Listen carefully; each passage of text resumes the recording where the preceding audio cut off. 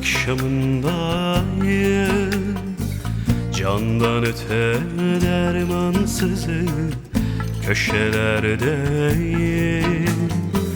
Yar koynuna yatsam bile gurbetlerdeyim. Çok arkadaş kaybetmişim, dalgınlardayım.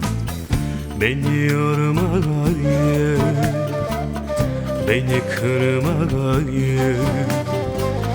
Anlamazsanız kalsın, hiç dokunmayın. Beni yormayın, beni kırmayın. Anlamazsanız kalsın, hiç dokunmayın.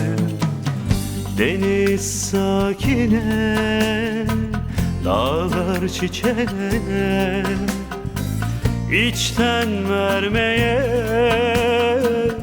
geçemedik, geçemedik koca kışın ayazından. Vay, vakitsiz bir sonbahara yakalandık vay. Yaz düşünde çok sarardı, yaza varma. Vakitsiz bir sonbahara yakalandık vay.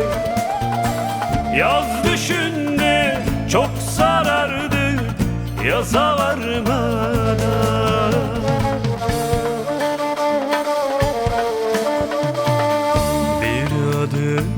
Bir adım daha büyüsün artık. Birçok anı sıcak henüz yürek attı. Gözlerimde canlanıyor gülüşü içten.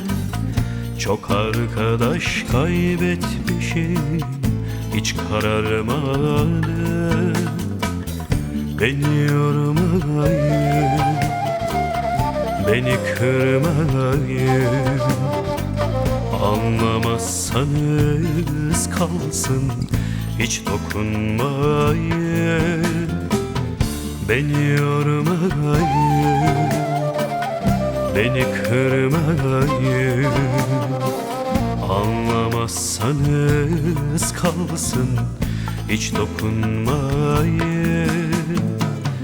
Deniz sakine, dağlar çiçeğe, içten vermeye geçeceğiz, geçeceğiz koca kışın ayazından. Vay, vakitsiz bir sonbahara yakalandık vay. Yaz düşünde çok özledik, yaza varmayı. Vakitsiz bir sonbahara yakalandık vay. Yaz düşünde çok özledik, yaza varmayı.